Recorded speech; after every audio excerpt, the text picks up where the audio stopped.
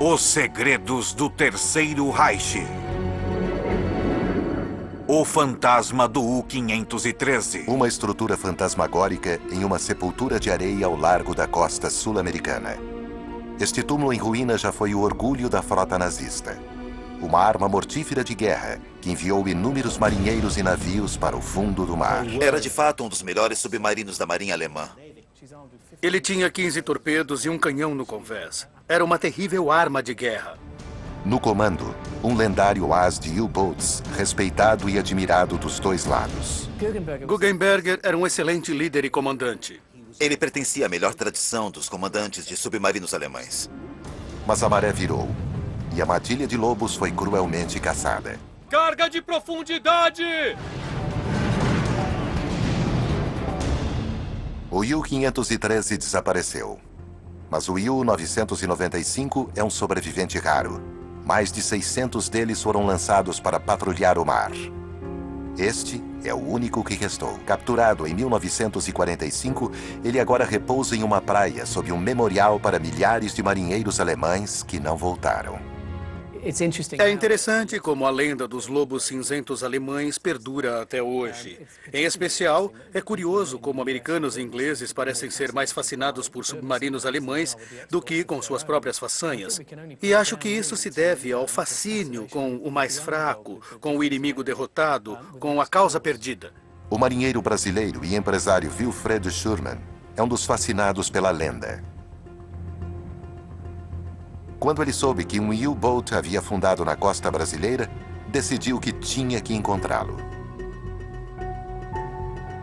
Uma lenda que desapareceu sob as ondas em 1943. Um lobo solitário, o U-513. Muitas pessoas tinham dúvida. Esquece, Wilfredo, você não vai encontrar nunca. Isso é seu sonho, você não vai encontrar. Eu digo, não, nós vamos encontrar sim. Ele voltou no tempo, aos primeiros dias da guerra, quando as chamadas matilhas de lobos dominavam os mares. Submarinos alemães atacavam comboios no Atlântico. Suprimentos vitais necessários para manter a Grã-Bretanha e seus aliados à tona eram enviados para o abismo, junto com milhares de marinheiros. Sem dúvida, no início da guerra, os alemães poderiam ter vencido a Grã-Bretanha usando submarinos. Nem mesmo os mais poderosos navios de guerra na base naval britânica de Scapa Flow estavam seguros quando um lobo cinzento se aproximava. Um jornalista americano descreveu Gunther Breen como seco e arrogante. Ele também era persistente. Disparou 3 torpedos contra o encouraçado Royal Oak. Mas todos os 3 falharam. Sob um grande risco, ele lançou então um novo ataque.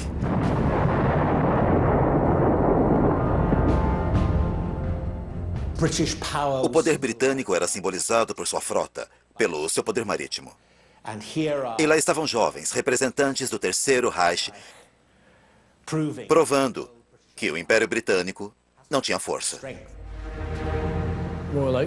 O Royal Oak era um navio antigo, não tinha sido modernizado, mas afundá-lo na base britânica, daquela que ainda era vista como a grande marinha do mundo, foi um sucesso extraordinário. O vitorioso submarino que afundou o Royal Oak em Scapa Flow volta ao seu porto de origem. Breen se tornou uma celebridade e desfilou diante das câmeras de propaganda. Nós penetramos, passamos a linha de proteção. Uma vez lá dentro, disparamos os torpedos. Houve uma explosão e o Royal Oak explodiu. O sucesso foi absoluto. A máquina de propaganda nazista aproveitou ao máximo o sucesso de Prien. Ele foi recebido por Hitler, foi filmado, ganhou a Cruz do Cavaleiro e foi transformado num jovem herói do Terceiro Reich. Hitler ficou encantado. Seus planos para conquistar a Europa e a União Soviética seriam muito mais fáceis com a Inglaterra fora da guerra. Os submarinos poderiam cortar as linhas de abastecimento e derrotar os ingleses através da fome. Dönitz, o comandante alemão, afirmou que se tivesse submarinos suficientes, poderia afundar 600 mil toneladas de carregamentos marítimos por mês. E isso tiraria a Grã-Bretanha da guerra. O ataque nazista começou com uma frota de 57 submarinos. No total, mais de 1.100 submarinos seriam usados na batalha. Mas além das embarcações, a marinha alemã precisava de marinheiros para tripulá-los. Muitos jovens encaravam os submarinos como coisas glamurosas, bem-sucedidas, a vanguarda da marinha alemã, quando o resto da frota passava um tempo enorme nos portos. Também devemos lembrar que todos os jovens se consideravam invencíveis.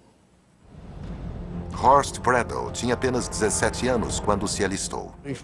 Eu queria desesperadamente me juntar às unidades de submarinos quando entrei para a Marinha. A seleção era rigorosa. Éramos minuciosamente checados. Tínhamos de provar nosso valor. Recrutas eram recebidos com o lema do almirante Donatz: atacar, abortar, afundar. Era uma elite da qual todos queriam participar. E era um sinal do sucesso da máquina de propaganda alemã. O culto aos ases dos submarinos atraía voluntários para o que acabava sendo uma experiência bastante desagradável, brutal e curta naquela operação. Marinheiros ávidos por aventuras podiam viajar por todo o mundo em uma nova geração de submarinos de longa distância. O U-513 era um deles. O U-513 era uma arma formidável. Era um U-Boat tipo 9C, um submarino de longo alcance projetado para patrulhar mares distantes. Às vezes era chamado de submarino cruzador. Sua autonomia era de cerca de 22 mil quilômetros em vez dos 14 mil de um submarino tipo 7C. Ele tinha 15 torpedos e um canhão de convés. Era uma arma mortífera de guerra.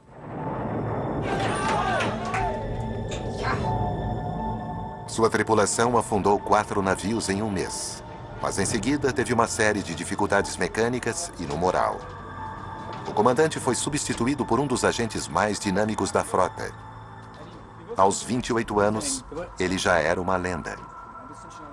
Guggenberger é um personagem interessante, muitas vezes retratado como um comandante aventureiro. O almirante Donitz o repreendia pelo comprimento do cabelo, mas ele era bem-sucedido, sabia como obter resultados.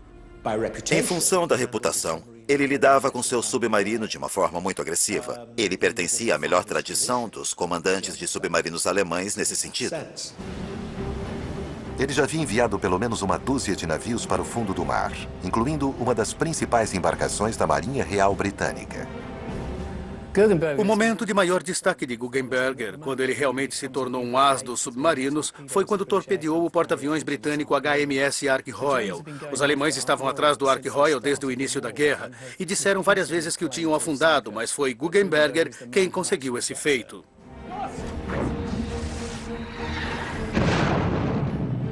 Foi outro grande golpe no orgulho naval britânico. Foi um grande sucesso porque criou um buraco. E na época não existia fabricação em série de porta-aviões. Por isso, a perda de cada um deles era muito sentida pelo inimigo. Guggenberger se tornou outro festejado as de submarinos. Um herói da Alemanha nazista. Este é o capitão-tenente Guggenberger, o comandante de um dos 2 submarinos bem-sucedidos.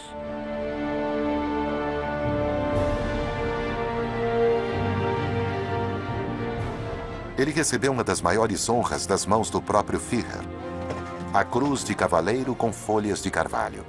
Em maio de 1943, ele tinha um novo submarino e uma nova missão. Carregado com torpedos, alimentos suficientes para 16 semanas e uniformes tropicais, o submarino seguiu para perigosas águas exóticas. As consequências letais do ataque japonês a Pearl Harbor em dezembro de 1941 se espalharam muito além do Pacífico. Hitler declarou guerra aos Estados Unidos 3 dias depois. O vasto poderio industrial e militar americano deixou os lobos em estado de alerta. Quando os Estados Unidos entraram na guerra, o hemisfério ocidental ficou tão perigoso quanto o Atlântico Central e o Oriente para os U-Boats. Todo o poderio da Marinha Americana, a Guarda Costeira, além dos aliados, como os brasileiros, se voltou contra os submarinos alemães. Os Estados Unidos poderiam construir navios mercantes mais rápido do que os alemães poderiam afundá-los. Além de tanques e aviões, as fábricas lançavam um fluxo constante dos chamados navios da liberdade. O segredo para a produção em massa de navios mercantes era ter um projeto simples e comum, que poderia ser soldado de forma bastante rápida. A tonelagem perdida poderia ser substituída, e, na verdade, o tamanho da frota mercante aliada aumentava. Para cada navio afundado pelos alemães, havia 2 ou 3 para tomar seu lugar. Mas o medo dos lobos cinzentos permanecia, e por uma boa razão. Submarinos alemães de longo alcance ainda estavam por toda parte. Em setembro de 1942, o navio de transporte militar Laconia zarpou da cidade do Cabo para Liverpool. Entre os civis a bordo estavam Josephine Pratchett, de 14 anos, e sua família. Naquela época, os submarinos alemães estavam no auge no Atlântico. Havia enormes sucessos para U-boats. O navio estava muito lento, expelindo fumaça negra o tempo todo. E nós sabíamos que tínhamos de atravessar o Atlântico onde todos eles estavam. Infelizmente para o Laconia, o U-156 estava na costa oeste africana. O navio de passageiros Laconia estava armado e operando como um navio de transporte militar, por isso era um alvo totalmente válido. O tenente-comandante Werner Hartenstein aproveitou então a chance para fundar outro navio. Foi horrível. O navio balançou muito. A explosão foi extremamente alta.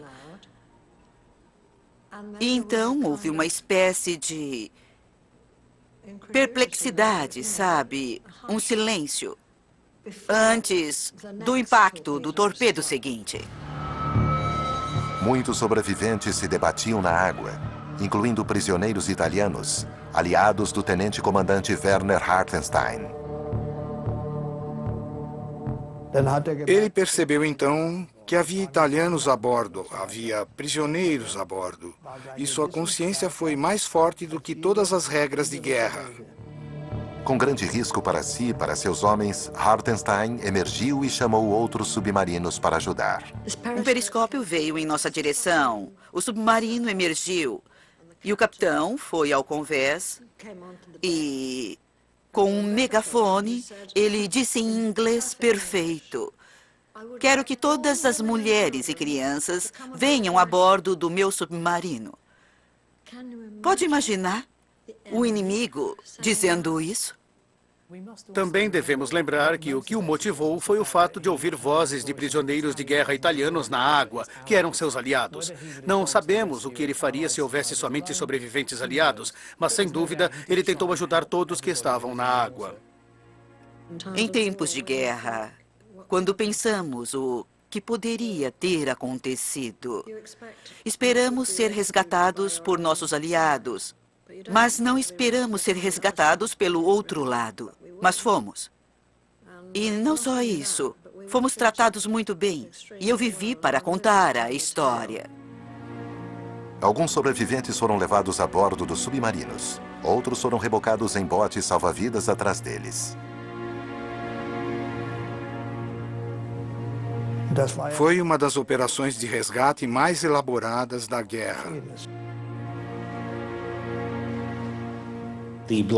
Os botes salva-vidas foram rebocados pelos submarinos e ele tentou salvar o maior número de sobreviventes possível, ficando extremamente vulnerável.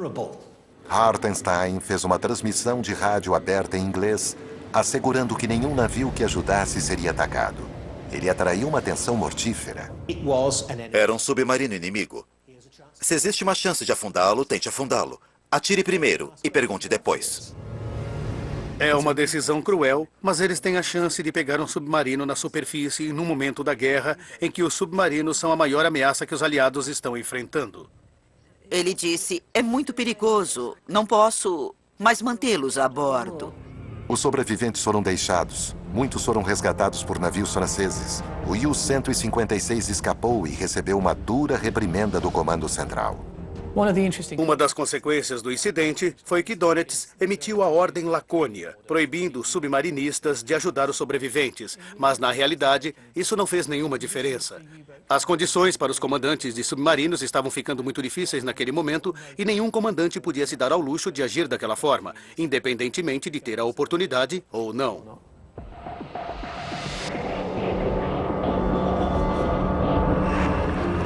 A exemplo do submarino envolvido no incidente do Lacônia, o U-513 era uma arma de longo alcance. Ele deixou a base francesa de Lorient no dia 18 de maio de 1943. Seu capitão, Friedrich Guggenberger, poderia ter escolhido uma opção mais segura, trabalhando como instrutor. A Marinha Alemã precisava da experiência de alguém como o Guggenberger. Por isso havia uma boa razão para usar pessoas como ele nos treinamentos. Mas esses comandantes de submarinos eram agressivos. Estava em seus ossos. E por isso ele queria ser enviado em patrulha novamente.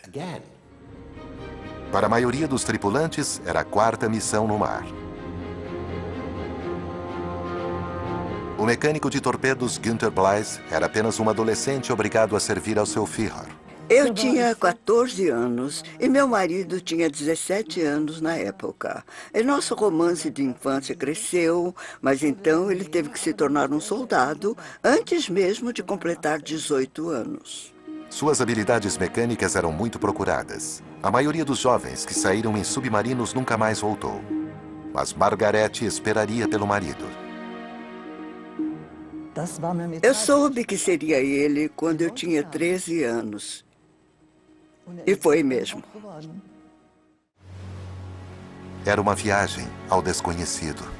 Por razões de segurança, os tripulantes só eram informados do destino depois que saíam do porto. Ninguém queria que os garotos saíssem para uma noite na cidade, nos bares de Lorient, contando para os moradores aonde iam no dia seguinte.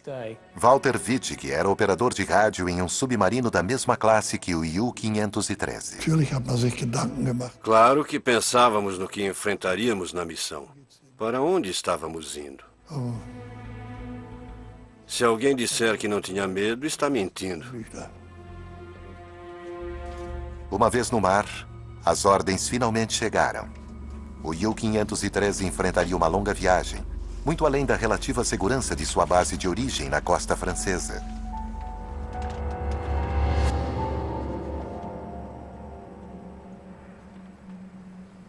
Senhores, estamos indo para o Brasil. O submarino partiu para o outro lado do Atlântico, até as águas do sul do Brasil.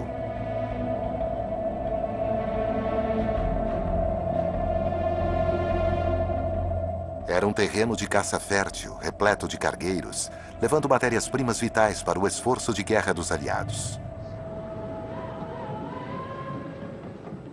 O Brasil era basicamente a única fonte de borracha em grande escala que restava para os aliados. Os alemães e japoneses tinham conquistado quase todas as outras áreas produtoras de borracha, Indonésia, Malásia e outros lugares. Assim, a borracha brasileira se tornou um recurso vital para o esforço de guerra aliado e os alemães sabiam disso. Era um longo caminho, mas eles podiam enviar esses submarinos tipo 9 de longo alcance.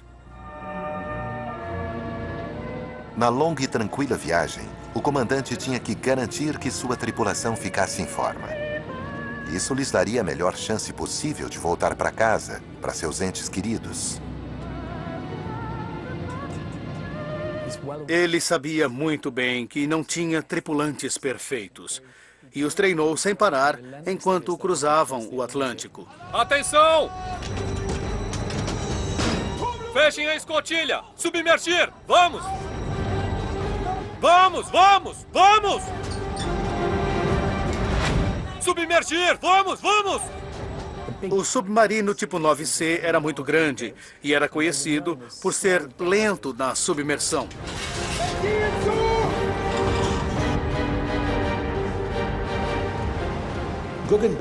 Guggenberger fazia de tudo para ter uma embarcação na mais perfeita ordem. E o treinamento de cada membro da tripulação era absolutamente vital para a eficiência do submarino. E ele sabia que era muito importante que a tripulação estivesse motivada, garantindo que eles operassem com a máxima eficiência. Senhores, este foi um exercício. 45 segundos. Ainda é muito lento. Com um as reconhecido no comando, eu suspeito que, embora pudessem reclamar, os homens provavelmente acreditavam ser de fato um dos melhores submarinos da Marinha Alemã. Na verdade, ele deixou de ser um dos piores para se tornar um dos submarinos mais eficazes na Marinha nazista. Em um ataque real, um submarino na superfície era um alvo fácil.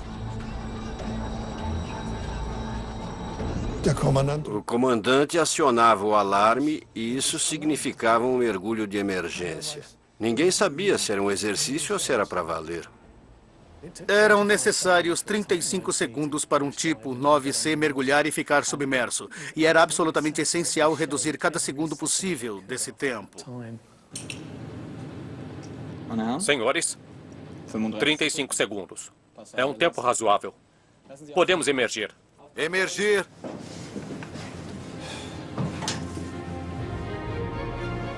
Os submarinos tinham de manter uma vigilância constante. Fumaça no horizonte significava um possível alvo ou um atacante se aproximando. Mas uma longa viagem ao Brasil era basicamente tediosa, quente, mal cheirosa e claustrofóbica. Sempre dizíamos que os engenheiros tinham projetado um barco fantástico com tecnologia fantástica. Mas só depois que terminaram, eles perceberam que ele teria de levar seres humanos. A chance de escapar do aperto acontecia quando o horizonte estava limpo e a água calma. O mar aberto, um alívio bem-vindo de um interior abafado em uma viagem tropical.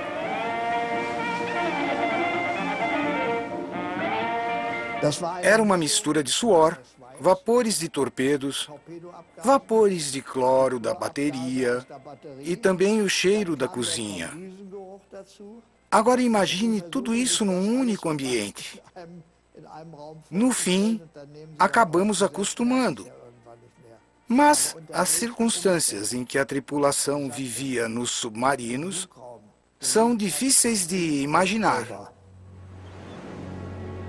Com exceção dos encontros ocasionais com embarcações de suprimentos, incluindo submarinos modificados apelidados de vacas leiteiras, os tripulantes estavam por conta própria. Suas vidas dependiam da navegabilidade de sua embarcação e havia uma vasta gama de máquinas para serem mantidas. As baterias precisavam ser constantemente preenchidas com água doce. O engenheiro-chefe do U-513, Günther Seidel, era obcecado com a preservação da água. Um dos principais problemas enfrentados por submarinos desde o início era a sua capacidade muito limitada de levar água doce. E isso afetava o estilo de vida dos submarinistas. Lavar coisas e operar submarinos convencionais não combinam. Até hoje, na verdade, a conservação da água é muito importante. Mas quando Seidel proibiu o café, o comandante interferiu.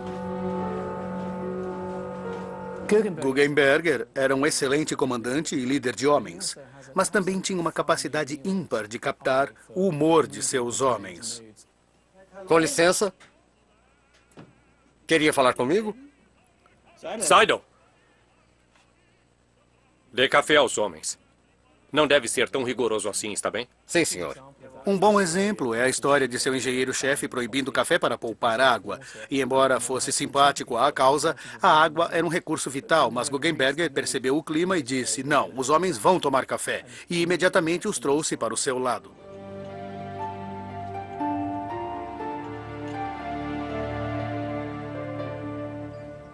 A camaradagem era uma coisa importante a bordo.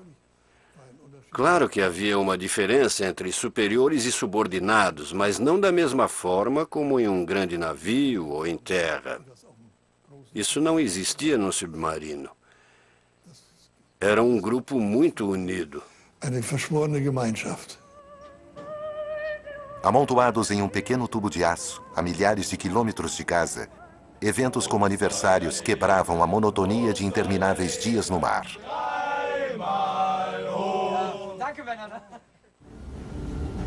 Depois de 2 meses no mar, Fumaça a este bordo! o vigia avistou um alvo no dia 21 de junho. Fechem a escotilha! Afundar um navio inimigo com um torpedo disparado de um submarino é um negócio muito complicado. Preparar o torpedo. É um jogo de matemática científica. Imediato. Anote as coordenadas. O comandante tem de olhar para o alvo e tem que calcular onde ele estará quando o torpedo chegar até ele. Novo curso. Então ele observa a velocidade e a direção do alvo. 185 graus. Ele sabe a velocidade e a direção de seu torpedo. E se ele acertar, as trajetórias vão se cruzar. Atenção. Posição 30. Velocidade 9 nós. O que um comandante de submarino não pode fazer é ficar na superfície e olhando através do periscópio. É muito perigoso. Atenção. Inundem o tubo do torpedo. Então, ele precisa fazer os cálculos e disparar o torpedo. Tubo do torpedo 2. Lançar.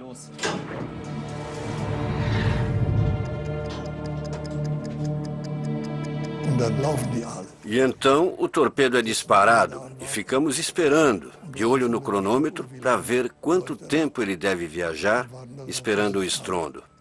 O cronômetro indica o tempo de detonação do torpedo. Quando atingir, digamos, 50 segundos, ou 2 minutos, ou 4 minutos, eles devem ouvir o estouro.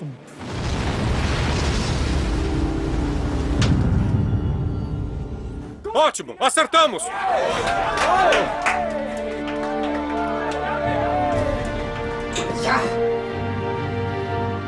O cargueiro sueco Venezia foi afundado. A tripulação do navio se salvou, mas isso nem sempre acontecia. Quando conseguiam afundar um navio, todos comemoravam. A tripulação ficava exultante. É compreensível, era o trabalho deles. Para a maioria das tripulações de submarinos, a euforia durava pouco. Navios e aviões aliados trabalhavam em conjunto para proteger os comboios, caçando e destruindo submarinos como o U-513. Em 1943, havia um sistema anti-submarinos amadurecido. Alguns navios iam em comboios, outros não. Mas os americanos desenvolveram um sistema muito eficaz de caça e destruição para lidar com os submarinos. E Guggenberger descobriu na costa brasileira, no verão de 1943, que era quase tão ruim estar lá quanto estar no meio do Atlântico. O tempo ruim não oferecia cobertura. Os caçadores ainda conseguiam encontrar um submarino numa tempestade. O mais importante era chegar o mais fundo possível, o mais rápido possível. Temos que descer! Temos que descer! Temos que descer! Na superfície, um submarino é apenas um pequeno barco de casco muito fino e extremamente vulnerável. Vamos, continuem, continuem! Rápido! 185 graus. O silêncio no submarino é vital para não ser encontrado. Eles nos viram. Mergulhar até 50 metros. Atenção, mergulhar até 50 metros.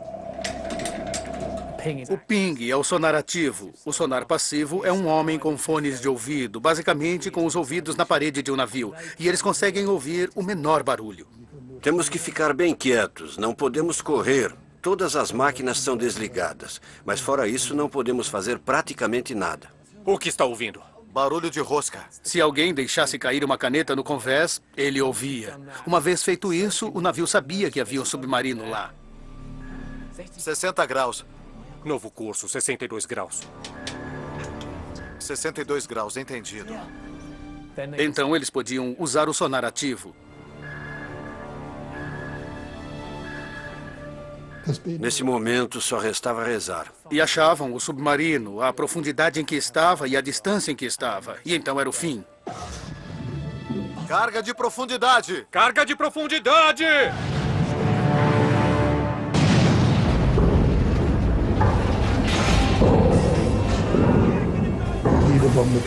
Toda bomba podia atingir.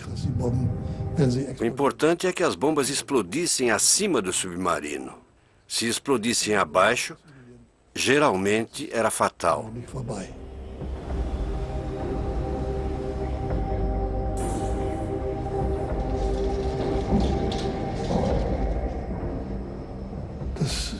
Não dá para descrever. Uma vez enfrentamos uma situação que durou das 8 da manhã até as 10 da noite. Havia 3 navios em cima de nós e eles se revezavam lançando bombas. O estresse de ser alvo constante de cargas de profundidade e de ser caçado por horas e horas seguidas é quase inconcebível para nós hoje. O reflexo psicológico é lutar ou fingir, e o submarinista não pode fazer isso, ele só pode esperar e aguentar. No início de julho de 1943, o U-513 tinha sobrevivido para atacar mais um dia. Quando um alvo era encontrado, a tripulação tentava identificá-lo através de um registro de navios.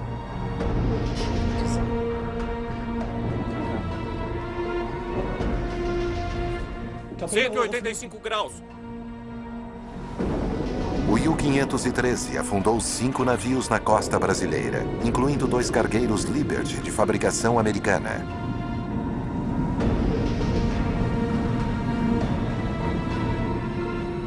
Guggenberger conseguiu afundar 5 navios ao largo da costa brasileira no verão de 1943. Não era um bom momento para os submarinos. A campanha alemã estava em declínio, a frota de submarinos estava sendo derrotada, e isso mostra a qualidade do comandante, que conseguiu alcançar esse índice de sucesso num período muito difícil para os comandantes de submarinos.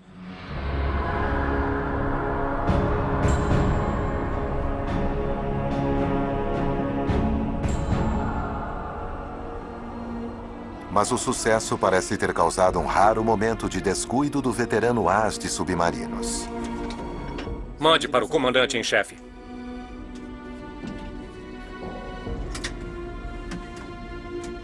O U-513 enviou um relatório por rádio para o quartel-general.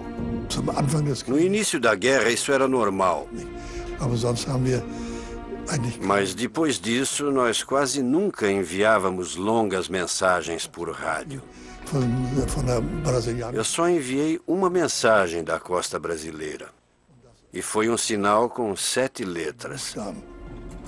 Mesmo uma pequena mensagem poderia revelar a posição de um submarino. Você só precisa de 2 receptores, ambos interceptando a mesma transmissão.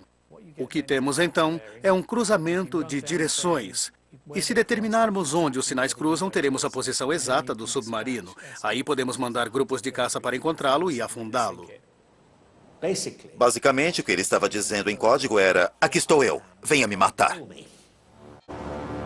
Hidroaviões americanos eram ameaças letais, capazes de localizar qualquer submarino na superfície.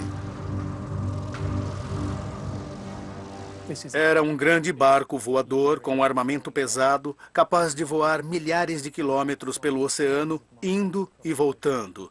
E quando a aeronave encontrava um U-153 na superfície, as probabilidades eram todas a favor do piloto.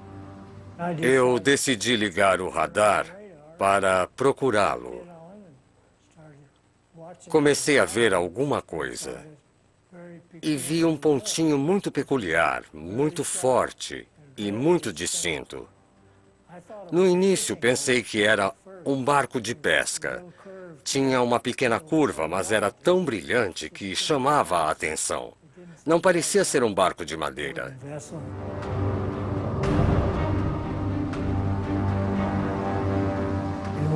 Um dos artilheiros tinha um binóculo e disse: é um submarino. E então Roy seguiu para as nuvens para permanecer oculto. Guggenberger foi pego de surpresa pela aeronave de patrulha. Ele tinha várias opções e podia ter ordenado uma submersão imediata. A seus postos! Mas ainda demoraria 35 segundos, o que seria dolorosamente demorado. Basicamente, ele perdeu a batalha quando a aeronave o pegou de surpresa. O alerta foi dado e todos foram às armas. Segundo um relato, a arma do convés travou. E todo o poder de fogo disponível não foi páreo para o avião. O grande temor para qualquer comandante de submarino em 1943 era ser pego na superfície por uma aeronave. A derrota era quase garantida. Os submarinos não tinham a menor chance num combate contra um avião. O avião lançou cargas de profundidade em torno do U-513. Uma delas explodiu logo abaixo do submarino.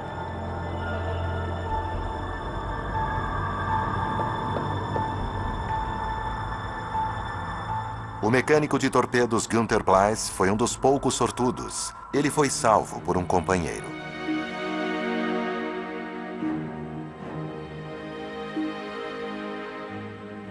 Ele viu a aeronave e falou: Günther, venha cá. Nunca saberemos se foi intuição. E se isso não tivesse acontecido, ele teria afundado com os outros. Para a maioria dos que estavam a bordo, o submarino tornou-se um túmulo. 66 anos depois, a busca pelo U-513 começou com um ex-aviador americano que desempenhou um papel fundamental no afundamento do submarino. Olá, Sr. Stott. Como vai? Determinado a encontrar os destroços na costa do Brasil, o empresário Wilfredo Schurman foi à procura de pistas.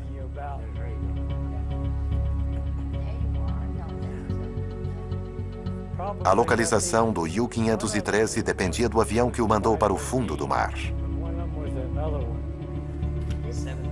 O ex-aviador tinha as coordenadas aproximadas de onde o submarino foi atingido. Eu realmente não sei. É possível chegar lá com a posição informada pela Marinha, calculando a distância da costa de onde nós estávamos. As coordenadas não eram precisas.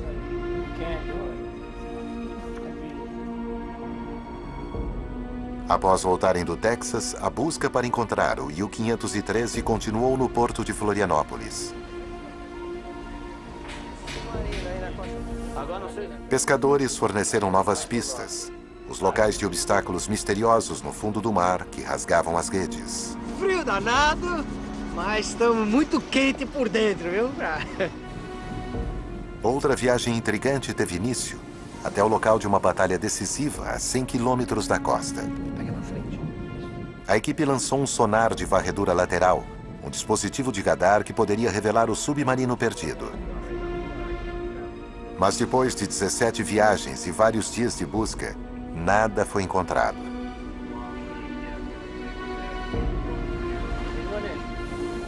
Até que um estranho sinal surgiu cerca de 75 metros abaixo do barco. Uma câmera de controle remoto foi enviada para iluminar o que estava na escuridão abaixo.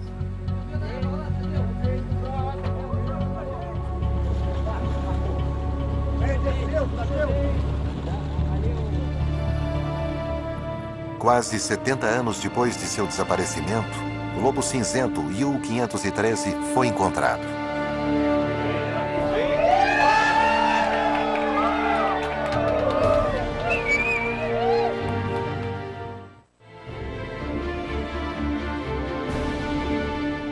Um naufrágio e também um túmulo para 46 marinheiros.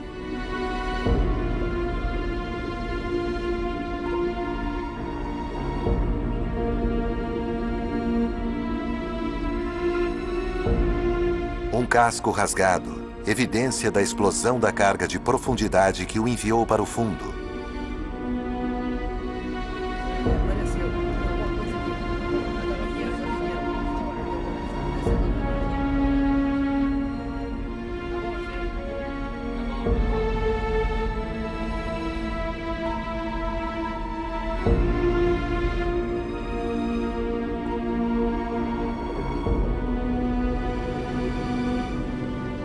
Mas alguns marinheiros conseguiram escapar aos poucos segundos antes de o submarino afundar.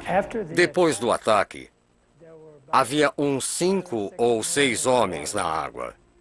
Nós demos a volta e lançamos 2 botes salva-vidas. Entre os sobreviventes, o capitão e lendário as de submarinos Friedrich Guggenberger. Guggenberger, obviamente, não quis afundar com seu submarino.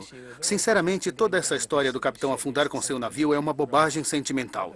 O dever de um comandante dos dois lados é voltar para a guerra e usar as lições que aprendeu na batalha da qual tomou parte. E dos dois lados, durante a Segunda Guerra Mundial, a maioria dos comandantes tentou se manter vivo junto com seus homens. 7 sobreviventes conseguiram chegar aos botes salva-vidas e foram resgatados pela Marinha Americana.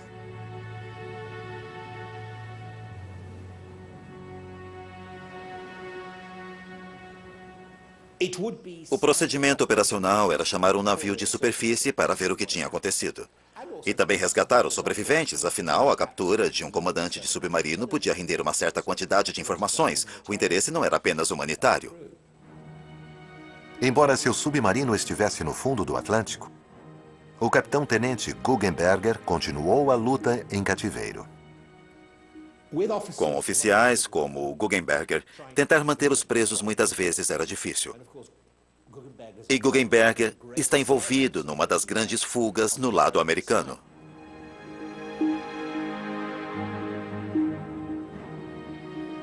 Uma das melhores provas de que o dever de Guggenberger era continuar na guerra é o fato de que, mesmo sendo prisioneiro nos Estados Unidos, ele fugiu da prisão 2 vezes. Na primeira vez, ele foi para o México. Ele não tinha muita chance de chegar à Alemanha, embora o México fosse neutro. Mas ele podia dar um enorme trabalho a seus captores, obrigando-os a enviar soldados, assustando os civis, divulgando sua causa. Ele fazia de tudo para continuar na luta, mesmo sendo mantido como prisioneiro dentro dos Estados Unidos. Junto com outros 24 prisioneiros, ele participou de uma grande fuga, cavando um túnel no Natal de 1944. Mas nos Estados Unidos, eles seriam facilmente identificados, falando o inglês com sotaque muito forte, principalmente no estado como o Arizona. Eles foram recapturados semanas depois.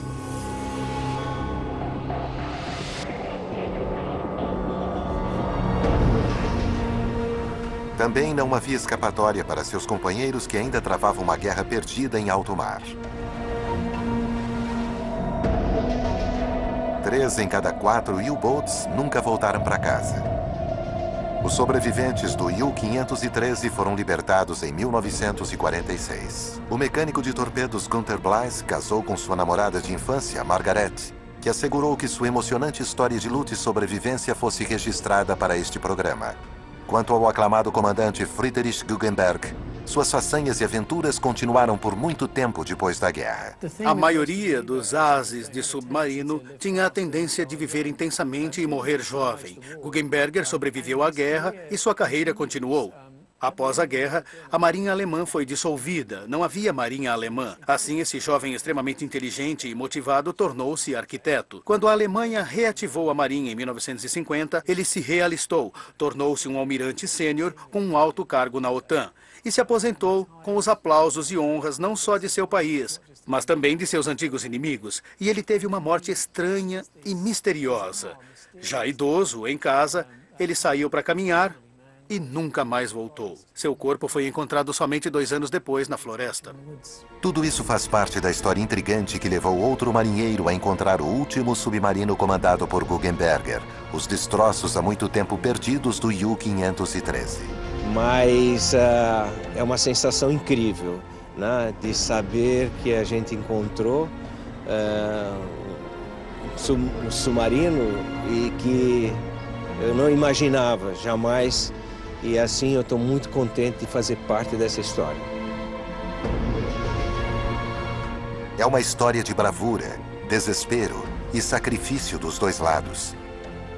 O memorial naval com o nome dos alemães mortos na guerra, incluindo mais de 30 mil submarinistas, foi erguido não para glorificar a guerra, mas para prestar uma homenagem aos marinheiros que sacrificaram suas vidas por seu país.